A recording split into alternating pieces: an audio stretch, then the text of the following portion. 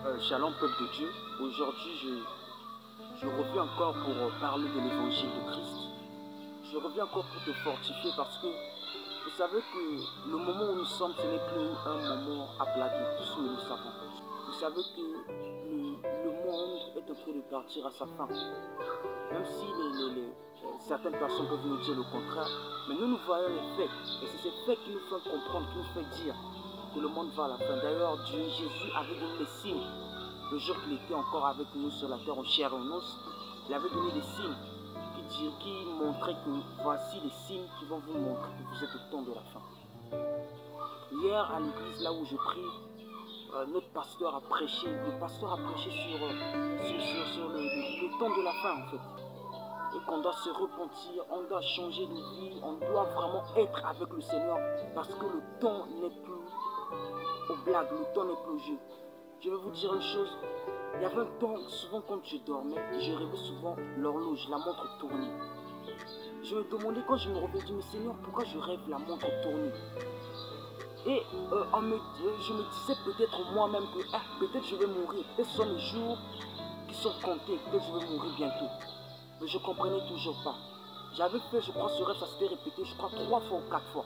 Après, j'ai dit que mais ça, c'est devenu sérieux. Pourquoi je dois rêver la montre qui tourne?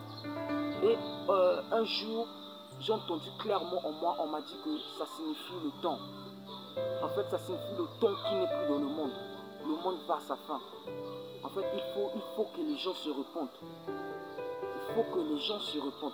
Je vais vous dire une chose, mes frères et mes soeurs. Vous voyez, dans l'ancienne alliance avec Dieu, souvent, lorsque tu marchais avec Dieu, Dieu te promettait beaucoup de choses, comme la bénédiction, je rendrai ton nom grand, une postérité très grande, si tu me suis, tu me sais, faites mes commandements, tu auras ceci, tu auras cela.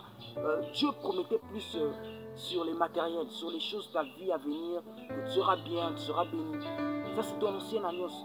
Mais il y a une chose que j'ai remarquée, lorsque nous sommes allés dans la nouvelle alliance, avec le Seigneur, avec Jésus, nous avons compris que Jésus, premièrement, il dit quoi?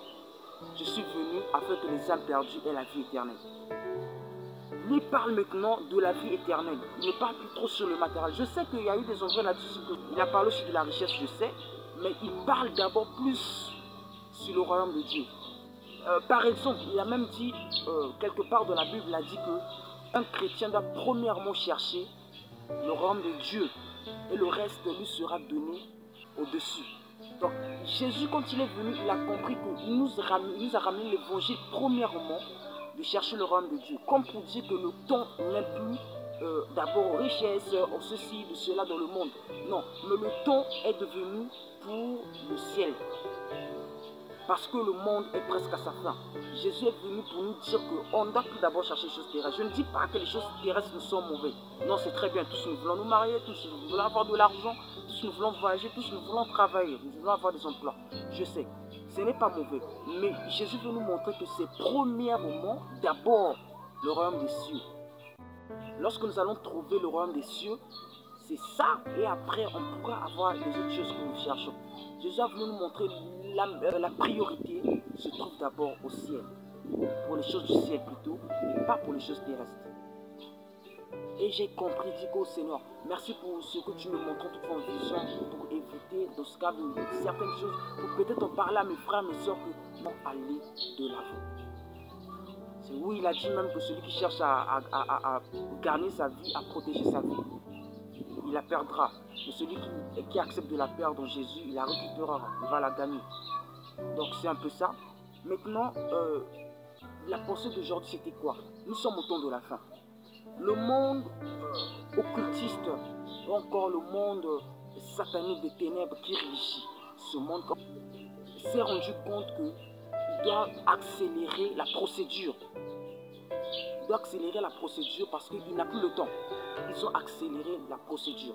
Et pour accélérer la procédure, ils doivent faire voter des lois qui vont détruire, qui va faire que Dieu vraiment soit loin du monde, qui va pousser les humains à aller loin de la face de Dieu.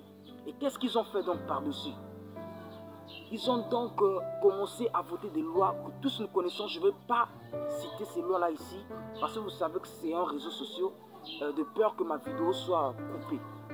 Donc, je ne veux pas citer ces lois ici, mais tous nous connaissons ces lois que Dieu a dit que ce n'est pas bon. Dans la Bible, Dieu interdit ces lois et dit que ce n'est pas bon. Ce sont des abominations. Le monde est en train de voter ces lois pour pousser le monde, pour pousser les humains à s'écarter de la voie de Dieu. Donc, qu'est-ce qu'ils ont fait? Malgré qu'ils votent cela, ils comprennent qu'il y a des révoltes par-ci par-là. Les gens ne sont pas d'accord. Certains disent que non, non, non, non, c'est pas de Dieu. Non, non, non, c'est pas de Dieu. Ils comprennent que ça ne va pas. Qu'est-ce qu'ils doivent faire? Ils veulent abolir le christianisme. Ils veulent nous faire comprendre que Jésus n'existe pas. Oui, mes frères, mes soeurs. Dernièrement, j'ai vu une vidéo. J'ai même cette vidéo. Celui qui voudra, il pourra me dire de leur commenter les commentaires que je l'envoie la vidéo. Je vais les balancer la vidéo. J'ai vu une vidéo qui disait que les Israéliens ont refusé l'existence de Jésus. Ils ont nié l'existence de Jésus. Bon, je ne vais pas toucher là-bas parce que nous savons tous que l'Israël, c'est le peuple que Dieu choisit. Donc c'est comme les prémices. Voilà, je ne vais pas toucher là-bas parce que l'Israël, les Israéliens, ce sont nos frères. Plus tard, ils vont regagner Jésus. Même si pour le moment, ils ne croient pas. Mais un jour, ils finiront par croire en Jésus. Ils vont se repentir et Jésus, Dieu va se tourner vers eux encore. Mais la vidéo dit qu'Israël ne croit pas en Jésus, disent que ce n'est qu'un personnage qui n'existe pas. Ça m'a fait mal. Et la personne qui faisait la vidéo dit quoi? Que Bino Bafrika Bolobaka, le Dieu d'Israël, Moni Bango Moko ba Israël, Boyi Yesouana, il n'existe pas. C'est un fable. Ça n'existe pas. C'est du mensonge. Mais Bino Bozo de Baraka, le Dieu d'Israël. Voilà Bango Moko Baboui. Ça m'a fait mal. J'ai dit que Seigneur, ça c'est quel genre de choses? Le monde va où? Mais si je n'ai pas eu à avoir des expériences dans le secret avec toi, si je n'ai pas eu à vivre des témoignages, qu'est-ce que je devais dire? Comment j'allais me sentir maintenant? Mais Dieu m'a encore fortifié. Et malgré ça, j'ai senti que c'est comme si ma foi a augmenté. Donc les gens dans le monde, les autorités de ce monde commencent à nous faire croire que Jésus n'existe pas. Ils commencent à nous faire croire que l'enfer n'existe pas. Ils commencent à, même l'enfer, ils nous disent que l'enfer n'existe pas. Ils commencent à nous faire croire que Dieu peut faire des erreurs. J'ai aussi cette vidéo. Que Dieu peut faire des erreurs. Est-ce que c'est vrai ça, mes frères? Vous et moi, est-ce que nous connaissons que Dieu peut faire les erreurs? Ils savent que si ils font rentrer de la tête des humains que Dieu peut faire les erreurs, alors que comme nous savons que l'homme aime penser, l'homme aime réfléchir, et l'homme aime se donner lui-même raison, il aura une pagaille totale. Parce que chacun va dire que, oh, même là je peux dire que Dieu avait fait une erreur. Selon moi, je trouve que c'est comme ça qu'on doit marcher. Plus personne ne va écouter Dieu, parce que tout le monde aura de la tête que Dieu peut faire des erreurs, et alors où va aller le monde dans un désordre total. Parce que toute personne ne va encore avoir confiance en Dieu, va dire que Dieu peut faire les erreurs. Donc là aussi, il avait fait l'erreur. Moi, je pense faire ceci. Donc là, je crois que Dieu a fait l'erreur. Je fais comme je veux. Tout simplement, c'est quoi? Le monde va à sa fin. Alors, j'aimerais te dire, mes frères, mes soeurs, Jésus-Christ a bel et bien existé. Et Jésus-Christ est le Fils de Dieu. Jésus-Christ est Dieu. Parce que, maintenant, rentrons d'abord de la science. La science qui aime bouger un peu toutes les choses. Rentrons de la science. À l'école, nous avons fait quoi? La philosophie. La philosophie nous dit quoi? Socrate, on écrit bien avant Jésus-Christ. Ça veut dire la science reconnaît que Jésus-Christ existe, a existé. La science le reconnaît. Maintenant, pourquoi ils veulent maintenant nier que Jésus-Christ n'a jamais existé? Il y a un problème. Il y a vraiment un problème. Raison pour laquelle mes frères et mes sœurs marchons vraiment dans le Seigneur. Et il y a certains qui veulent nous faire croire que Jésus-Christ, bien sûr, il existait, mais il n'est pas le Fils de Dieu, il n'est pas Dieu. Je vais vous faire comprendre quelque chose. Ensemble, on va comprendre. Je suis sûr que tu le sais déjà, mais c'est très bien quand nous partageons ces moments comme ça ensemble. Ça nous permet encore de s'affirmer de la foi, de se soutenir entre nous. Quand l'autre voulait trépasser un peu de la foi, ça nous permet encore de dire oui Seigneur, tu es là parce que là-bas je sens mon frère. Lui aussi, il n'est pas tombé, il continue à croire en toi. Moi je ne vais pas tomber, je veux continuer aussi à être avec toi. C'est comme vous savez que des bois quand ça y est au feu, s'il n'y a qu'un seul bois, un bois ne peut pas vraiment s'allumer. Mais s'il y a maintenant 2, 3 bois, le bois commence à prendre du feu. Raison pour laquelle il y a un mystère. Dieu a dit que là où 2 ou 3 sont réunis en son nom, il est parmi eux. Il a dit 2 ou 3. Il y a un mystère par là. Dieu connaît que lorsque on est à partir de 2 ou plus, le feu est vraiment très bon, le feu peut vraiment s'allumer. Donc mes frères, ce que je fais, c'est pas que je veux vous dire que moi je connais, vous ne connaissez pas, non, mais c'est parce que je veux qu'on se fortifie tous dans la foi, comme le dit la parole de Dieu que nous connaissons tous en partie. Ok, Zacharie 9, verset 9. Qu'est-ce que ça nous dit? En fait, c'est Dieu. Dieu s'adressait au peuple. Il dit quoi? Sois transporté d'allégresse, fille de Sion. Pousse des cris de joie, fille de Jérusalem. Voici ton roi vient à toi. Il est juste et victorieux. Il est humble et monté sur un âne. Sur un âne, le petit d'une ânesse. Il est monté sur un âne, le petit d'une ânesse. Ça, c'est qui dit ça? C'est Dieu qui s'adresse à son peuple par son prophète. Fille de Sion, sois heureuse parce que ton roi vient. Ton roi là qui vient, c'est qui? C'est Dieu. Qui vient parce que il est tellement humble, il vient sur un âne, le petit d'une ânesse. Mais en ce temps-là, c'est sûr que le peuple ne comprenait pas. Quand Jésus était là sur la terre, le monde n'a pas compris que celui que Dieu disait que je viens, c'était Jésus.